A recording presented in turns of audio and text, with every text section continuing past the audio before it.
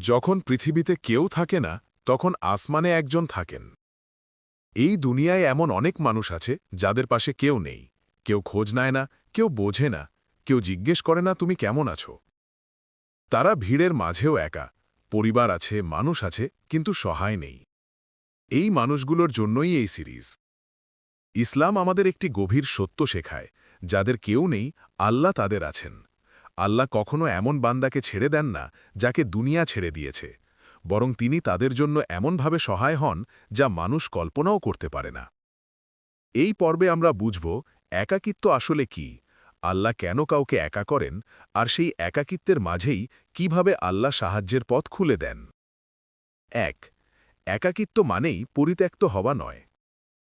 অনেকে ভাবে একা মানেই অভিশপ্ত, কিন্তু কোরআনের ইতিহাস দেখলে বোঝা যায় আল্লাহ তার প্রিয় বান্দাদের অনেক সময় একাই রাখেন। নবীদের জীবনে একাকিত্ব ছিল। নূহ আলাইহিসসালাম নিজের জাতের মধ্যেই একা, ইব্রাহিম আলাইহিসসালাম পুরো সমাজের বিরুদ্ধে একা, মোহাম্মদ সাল্লাল্লাহু আলাইহি ওয়াসাল্লাম হিজরতের পথে একা। একাকিত্ব মানেই আল্লাহ দূরে, এই ধারণা ভুল। অনেক সময় একাকিত্ব মানেই আল্লাহ সবচেয়ে কাছে। ২. আল্লাহ কেন কাউকে একা করেন? আল্লাহ কাউকে একা করেন শাস্তি হিসেবে নয়, বরং প্রস্তুতি হিসেবে। একাকিত্বের মাধ্যমে আল্লাহ মানুষের ভরসা কেড়ে নেন, হৃদয়কে আল্লামুখী করেন, বান্দাকে শক্ত করেন। যতদিন মানুষ আছে ততদিন আল্লাহর দরকার বোঝা যায় না। একা হলে বান্দা বোঝে আসল সহায় কে। ২. যখন মানুষ মুখ ফিরিয়ে নেয়। মানুষ তখনই মুখ ফিরিয়ে নেয় যখন উপকার শেষ হয়ে যায়। এই অবস্থায় বান্দা ভেঙে পড়ে, ভাবে আমার আর কেউ নেই। ঠিক তখনই আল্লাহ বলেন, আমি আছি। কিন্তু আল্লাহর এই আমি আছি শব্দ নয়, কর্ম। তিনি বান্দার জীবনে এমন পরিবর্তন আনেন যা প্রমাণ করে সহায় এখন শুরু। ৪. আল্লাহর সহায় আসে নীরবে। আল্লাহ যখন সাহায্য করেন তিনি সবসময় ঘোষণা দিয়ে করেন না। সহায় আসে হঠাৎ শান্তি হিসেবে, অচেনা কারোর মাধ্যমে, অপ্রত্যাশিত সুযোগ হিসেবে। যে মানুষ একা সে এই নীরব সহায় বুঝতে শেখে। ৫. দোয়া, একাকিত্বের ভাষা। যাদের কেউ নেই তাদের দোয়া অন্যরকম হয়। সেখানে অভিনয় থাকে না, থাকে শুধু কান্না। এই দোয়াই আল্লাহ সবচেয়ে বেশি ভালোবাসেন। একাকিত্বে করা দোয়া সরাসরি আসমানে পৌঁছে যায়। ৬. আল্লাহ মানুষের জায়গা নেন। যখন কেউ থাকে না তখন আল্লাহ নিজেই মানুষের জায়গা নেন। তিনি সাহস দেন, সিদ্ধান্তে পথ দেখান, ভেঙে পড়লে ধরে রাখেন। এই সহায় চোখে দেখা যায় না, কিন্তু জীবন বদলে দেয়। ৭. একাকিত্ব বান্দাকে খাঁটি করে। ভিড়ের মাঝে মানুষ ভেঙে পড়লেও একাকিত্বে মানুষ খাঁটি হয়। এখানেই আল্লাহ বান্দাকে গড়ে তোলেন। ৮. আল্লাহ ছোট ছোট সহায় দেন। আল্লাহ একসাথে সব দেন না, তিনি ছোট ছোট সহায় দেন যেন বান্দা শক্ত হয়। একটু শান্তি, একটু সাহস, একটু পথ, এগুলোই সহায়ের শুরু। ৯. একা থাকার মধ্যেই নতুন পরিচয়। অনেকে একা হয়ে নিজেকে নতুনভাবে চেনে। এই পরিচয় আল্লাহর পরিকল্পনার অংশ। ১০. এই পর্বের মূল শিক্ষা। যাদের কেউ নেই তারা একা নয়, আল্লাহ তাদের সহায়।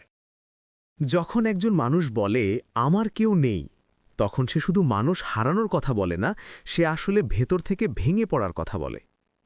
একাকিত্ব সবচেয়ে বেশি আঘাত করে হৃদয়ে। কিন্তু আশ্চর্যের বিষয় হল আল্লাহ ভাঙা হৃদয়কেই তার কাজের জায়গা বানান। এই পর্বে আমরা গভীরভাবে বুঝব একাকিত্বের সময় আল্লাহ কিভাবে ধাপে ধাপে হৃদয়কে শক্ত করেন, কিভাবে ভেতরের কান্নাকে শক্তিতে বদলে দেন, আর কিভাবে এই শক্ত হৃদয় ভবিষ্যতের সহায়ের ভিত্তি হয়ে ওঠে। ১. আল্লাহ প্রথমে কান্নাকে অনুমতি দেন। মানুষ ভাবে শক্ত হওয়া মানেই কান্না না করা, কিন্তু ইসলামে শক্ত হওয়া মানেই অনুভূতি মেরে ফেলা নয়। আল্লাহ প্রথমে বান্দাকে কাঁদতে দেন, কারণ কান্না অহংকার ভাঙে, কান্না হৃদয় নরম করে, কান্না দোয়াকে খাঁটি করে। এই কান্না দুর্বলতা নয়, প্রস্তুতি। ২. নীরবতার মাধ্যমে শক্তি আসে।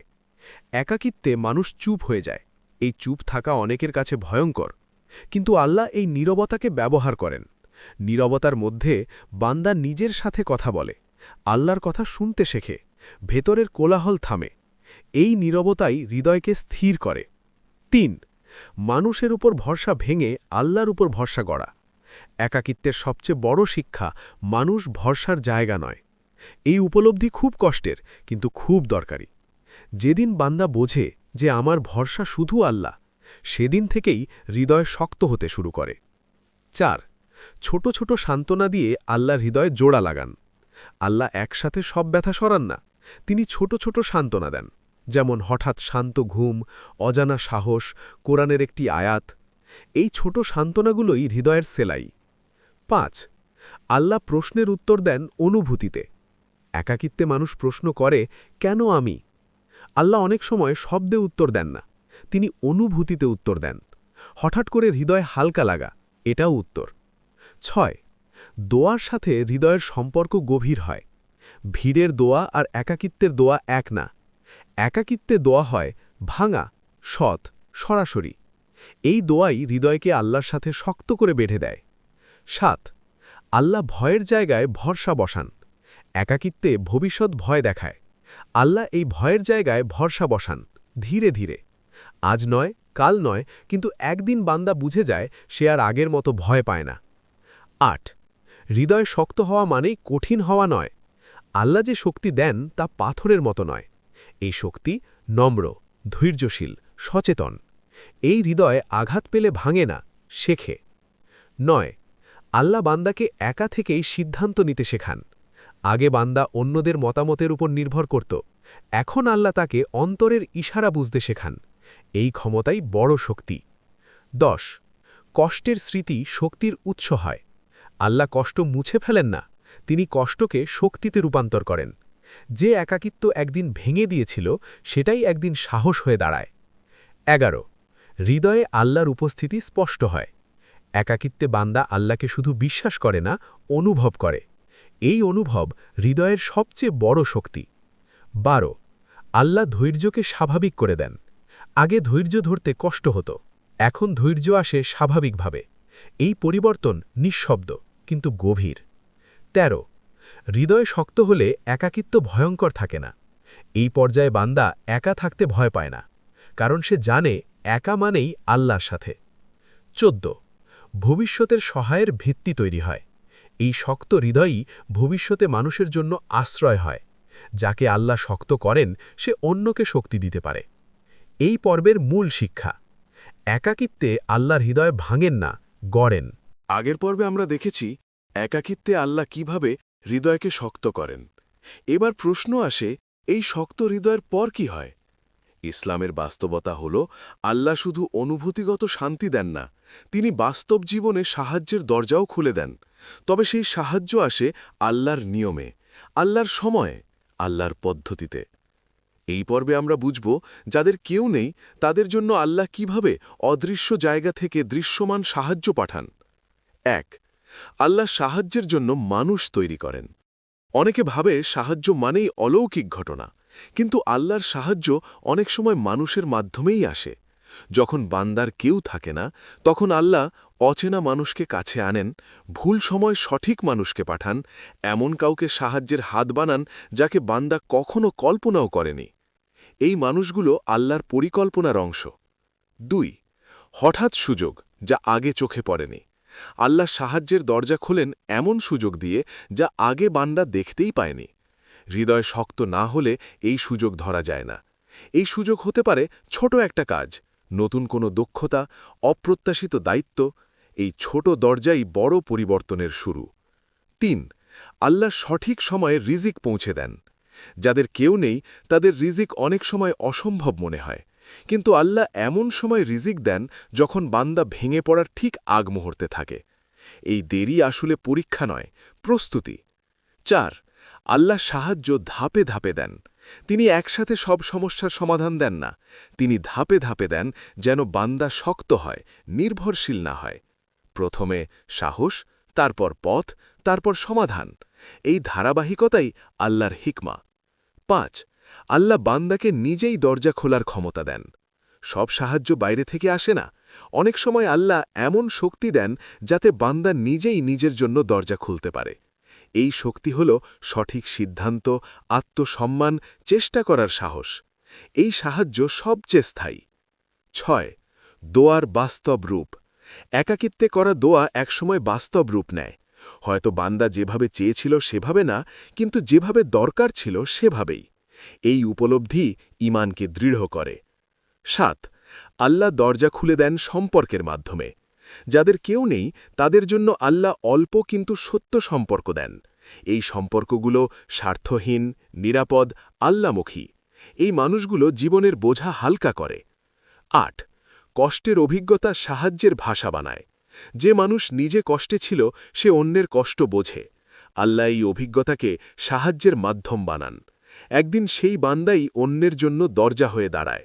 ৯ আল্লাহ সংকেত দেন, সাহায্য চিনতে শেখান। সব সাহায্য বড় করে আসে না।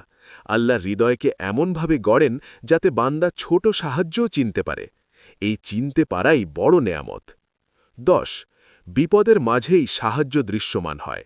অনেক সময় সাহায্য আসে বিপদের মাঝেই, কিন্তু শক্ত হৃদয় সেই সাহায্য ধরতে পারে। এটাই আল্লাহর পরিকল্পনার সৌন্দর্য। ১১ আল্লাহ বান্দার মর্যাদা রক্ষা করেন। যাদের কেউ নেই আল্লাহ তাদের সম্মান নিজের হাতে রাখেন। তিনি এমন সাহায্য দেন যাতে বান্দাকে কারো কাছে ছোট হতে না হয়। এই সম্মানই প্রকৃত সাহায্য। ১২ সাহায্য পেলে বান্দা বদলে যায়। যে আল্লাহর সাহায্য পায় সে আগের মতো থাকে না। তার ভেতরে আসে কৃতজ্ঞতা, বিনয়, অন্যের প্রতি দয়া। এই পরিবর্তনই সাহায্যের পরিণতি। ১৩ সাহায্যের স্মৃতি ভবিষ্যতের শক্তি। যে বান্দা একবার আল্লাহর সাহায্য দেখেছে সে ভবিষ্যতে ভয় পায় না। এই স্মৃতি সবচেয়ে বড় পুঁজি। ১৪ সাহায্য মানেই পরীক্ষা শেষ নয়। আল্লাহ সাহায্য দিয়ে পরীক্ষা শেষ করেন না, বরং নতুন অধ্যায় শুরু করেন। এই অধ্যায়ে বান্দার দায়িত্ব বাড়ে। ১৫ এই পর্বের মূল শিক্ষা। যাদের কেউ নেই তাদের জন্য আল্লাহ নিজেই সাহায্যের ব্যবস্থা করেন, অদৃশ্য থেকে দৃশ্যমানভাবে। যখন একজন মানুষ জীবনের এমন পর্যায়ে পৌঁছে যেখানে তার কেউ ছিল না, অথচ আল্লাহ সাহায্যের দরজা খুলে দেন, তখন সবচেয়ে বড় প্রশ্ন আসে, এখন আমার দায়িত্ব কি? ইসলামে আল্লাহর সাহায্য কখনোই শুধু স্বস্তি নয়, এটি একটি আমানত। যে বান্দা সাহায্য পায় সে পরীক্ষার নতুন স্তরে প্রবেশ করে। এই পর্বে আমরা বুঝব আল্লাহর সাহায্য পাওয়ার পর বান্দার কি কি দায়িত্ব শুরু হয় এবং কিভাবে এই দায়িত্ব পালন করলে সাহায্য স্থায়ী হয়। প্রথম দায়িত্ব, সাহায্যকে আল্লাহর দান হিসাবে স্বীকার করা। আল্লাহ সাহায্য পাঠান, কিন্তু অনেক সময় বান্দা কৃতিত্ব নিজের ঘাড়ে তুলে নেয়। যে বলে আমি নিজেই পেরেছি, সে সাহায্যের মূল উৎস অস্বীকার করে। আর যে বলে এটা আমার রবের দয়া, তার সাহায্য বরকতে পরিণত হয়। ২ অহংকার থেকে বাঁচা। যাদের কেউ ছিল না তাদের জন্যে অহংকার সবচেয়ে বিপজ্জনক, কারণ একদিন যে দরজায় দাঁড়িয়ে কাঁদছিল, আজ সেই দরজায় দাঁড়িয়ে গর্ব করা, এটা সাহায্য বন্ধের শুরু। বিনয় সাহায্য ধরে রাখে, অহংকার সাহায্য দূরে সরিয়ে দেয়। ৩ কৃতজ্ঞতা শুধু কথায় নয়, জীবনে। কৃতজ্ঞতা মানে শুধু আলহামদুলিল্লাহ বলা নয়, কৃতজ্ঞতা মানে আল্লাহর নিয়ামত হারামে ব্যবহার না করা, নামাজে অবহেলা না করা, আল্লাহকে জীবনের পেছনে না ঠেলে দেওয়া। যে কৃতজ্ঞ থাকে তার জন্যে আল্লাহ সাহায্যের পথ খোলা রাখেন। ৪ নামাজকে অগ্রাধিকার দেওয়া। অনেক বান্দা কষ্টে নামাজে আল্লাহকে খুঁজে পায়, আর স্বস্তিতে নামাজ ভুলে যায়। কিন্তু নামাজই সেই জায়গা যেখান থেকে সাহায্য নেমেছিল। নামাজ ছাড়া সাহায্য নিরাপদ নয়। ৫ আল্লাহর সাথে সম্পর্ক গভীর করা। সাহায্য পাওয়ার পর বান্দার উচিত আল্লাহর সাথে সম্পর্ক আরও গভীর করা, কারণ এই সম্পর্কই ভবিষ্যতের কষ্টে আশ্রয় হবে। ৬ সাহায্যের সীমা বোঝা। আল্লাহ যে সাহায্য দেন তার সাথে সীমাও দেন। এই সীমা অমান্য করলে সাহায্য ধীরে ধীরে সরে যায়। হালাল হারামের ব্যাপারে সচেতনতা সাহায্য টিকিয়ে রাখে। ৭ অন্যদের কষ্ট বোঝা। যে নিজে একাকিত্ব দেখেছে সে অন্যের কষ্ট সহজে বোঝে। আল্লাহ চান সাহায্য পাওয়া বান্দা যেন অন্যদের প্রতি দয়ালু হয়। এই দয়াই সাহায্যকে বহু গুণ বাড়ায়। ৮ সাহায্যকে পরীক্ষা মনে করা। আল্লাহর সাহায্য অনেক সময় পরীক্ষা, বান্দা বদলায় কিনা তা দেখার জন্যে। যে সাহায্য পেয়ে বদলায় না সে সাহায্যের যোগ্য থাকে। ৯ দোয়া বন্ধ না করা। সাহায্য পাওয়ার পর সবচেয়ে বড় ভুল দোয়া ছেড়ে দেওয়া। দোয়াই সাহায্যের চাবি, যে দোয়া ধরে রাখে সে সাহায্য ধরে রাখে। 10 পুরনো দিনের কথা মনে রাখা। পুরনো কষ্ট মনে রাখা হৃদয়কে নরম রাখে, এই স্মৃতি অহংকারের ঢাল ভেঙে দেয়। 11 সময়কে আমানত হিসাবে দেখা। সাহায্য মানে নতুন সুযোগ, এই সুযোগ অপচয় করা মানে আমানতের খেয়ানত। 12 আল্লাহর পরিকল্পনায় সন্তুষ্ট থাকা। সাহায্য পাওয়ার পরও সব কিছু নিখুঁত হয় না, এই অসম্পূর্ণতাকেও আল্লাহর পরিকল্পনার অংশ হিসাবে মেনে নেওয়া পরিপক্কতার লক্ষণ। 13 ধৈর্য ধরে চলতে থাকা। সাহায্য পেলে অনেকেই তাড়াহুড়ো করে, কিন্তু আল্লাহ ধীরদের পছন্দ করেন। 14 সাহায্যকে অন্যের জন্য দরজা বানানো। যে আল্লাহর সাহায্য পেয়েছে সে নিজেই একদিন কারো জন্য সাহায্যের মাধ্যম হয়, এই মাধ্যম হওয়াই সবচেয়ে বড় কৃতজ্ঞতা। 15 এই পর্বের মূল শিক্ষা। আল্লাহর সাহায্য পাওয়া মানে দায়িত্ব পাওয়া, যে দায়িত্ব পালন করে তার সাহায্য স্থায়ী হয়।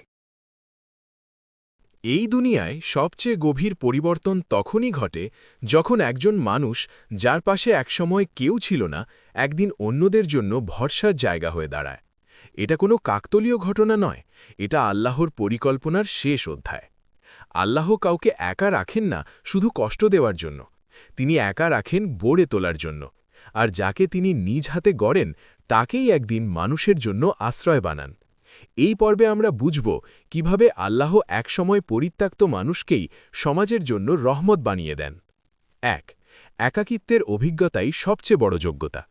যে মানুষ কখনো একা ছিল না সে একাকিত্ব বোঝে না, কিন্তু যে রাতের পর রাত নীরবে কেঁদেছে, যার ফোনে কোনো নাম আসেনি, সেই মানুষই জানে আশ্রয় কাকে বলে।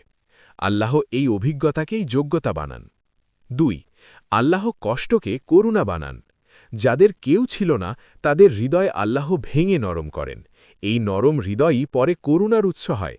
এই মানুষগুলো অন্যের কষ্টকে ছোট করে দেখে না, ব্যথাকে উপহাস করে না, সাহায্যকে অহংকার মনে করে না। আশ্রয় মানে শুধু অর্থ বা ক্ষমতা নয়। অনেকে ভাবে আশ্রয় মানেই অর্থ বা ক্ষমতা, কিন্তু আল্লাহ যাদের গড়েন তারা হয় মানসিক আশ্রয়, নৈতিক আশ্রয়, বিশ্বাসের আশ্রয়। একটা কথা, একটা দোয়া, একটা উপস্থিতি, এগুলোই অনেক সময় আশ্রয় হয়ে যায়। 4 আল্লাহ নিজে মানুষের কাছে পাঠান। যাদের তিনি আশ্রয় বানান তাদের কাছে মানুষ আপনা আপনি আসে, কারণ আল্লাহ তাদের মুখে এমন কথা দেন, হৃদয়ে এমন প্রশান্তি দেন যা মানুষ টেনে আনে। এই আকর্ষণ বাহ্যিক নয়, রুহানি। 5 নিজের কষ্ট কাউকে ছোট না করার শিক্ষা দেয়। একসময় যাদের কেউ ছিল না তারা জানে কষ্টে মানুষ কতটা অসহায়, তাই তারা কাউকে তুচ্ছ করে না, কাউকে দুর্বল বলে না, কাউকে তার পরিস্থিতির জন্য দোষ দেয় না। এই আচরণই তাদের আশ্রয় বানায়। 6 আল্লাহ সীমা শেখান। আশ্রয় হওয়া মানে নিজেকে শেষ করে ফেলা নয়। আল্লাহ যাদের আশ্রয় বানান তাদের সীমাও শেখান, কখন সাহায্য করবে, কখন না বলবে, কখন আল্লাহর ওপর ছেড়ে দেবে। এই সীমাই আশ্রয়কে সুস্থ রাখে। 7 সাহায্য করতে গিয়ে অহংকার আসে না। যে মানুষ নিজে ভেঙে পড়েছিল তার সাহায্যে অহংকার থাকে না, সে জানে আজ সে দিচ্ছে, কাল আবার নিতে হতে পারে। এই বিনয়ই আল্লাহর প্রিয়। 8 আল্লাহ তাদের কথা কবুল করেন। যাদের কেউ ছিল না আল্লাহ তাদের দোয়াকে ভারী করেন। এই মানুষগুলো যখন অন্যের জন্য দোয়া করে তা দ্রুত কবুল হয়, কারণ তাদের দোয়ায় অভিনয় নেই। 9 তারা নিজের গল্প লুকিয়ে রাখে না, কিন্তু গর্বও করে না। এই মানুষগুলো তাদের অতীত অস্বীকার করে না, কিন্তু তারা সেই কষ্টকে ঢাল বানায় না। তারা বলে আল্লাহ আমাকে এখান পর্যন্ত এনেছেন। 10 আল্লাহ তাদের মাধ্যমে ভারসাম্য আনেন। সমাজে সব মানুষ শক্ত হলে সমাজ কঠিন হয়ে যায়। আল্লাহ যাদের একা রেখেছিলেন তাদের মাধ্যমে তিনি সমাজে নরমতা আনেন। এই নরমতাই সমাজকে মানবিক রাখে। 11 তারা আলো হয়ে ওঠে, শব্দ নয়।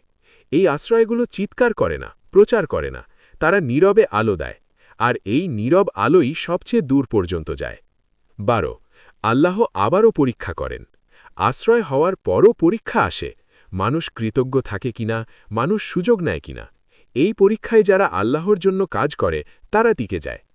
13 নিজের আল্লাহর সম্পর্ককে অক্ষুণ্ণ রাখা। আশ্রয় হওয়ার মাঝেও তারা আল্লাহকে হারায় না, কারণ তারা জানে আল্লাহ ছাড়া তারা আবার কেউই না। 14 কিয়ামতের দিনের বিনিময়। যাদের কেউ ছিল না কিন্তু তারা অন্যদের জন্য আশ্রয় হয়েছে, কিয়ামতের দিনে আল্লাহ তাদের জন্য বিশেষ সম্মান রাখবেন, কারণ তারা আল্লাহর রহমতের বাহক ছিল। 15 এই পর্বের চূড়ান্ত শিক্ষা। আল্লাহ কাউকে একা করেন না শেষ করে দেবার জন্য, তিনি একা করেন আশ্রয় বানানোর জন্য। ফাইনাল সমাপ্তি। পুরো সিরিজের সার কথা, যাদের কেউ নেই তারা আল্লাহর বিশেষ তত্ত্বাবধানে থাকে। আল্লাহ তাদের হৃদয় গড়েন, শক্ত করেন, সাহায্য দেন এবং একদিন তাদেরই অন্যদের জন্য আশ্রয় বানান। শেষ কথা, যদি আজ তোমার মনে হয় আমার কেউ নেই, তাহলে জেনে রাখো, হয়তো আল্লাহ তোমাকে এমন কাউকে বানাচ্ছেন যার কাছে একদিন অনেক মানুষ নিরাপদ বোধ করবে।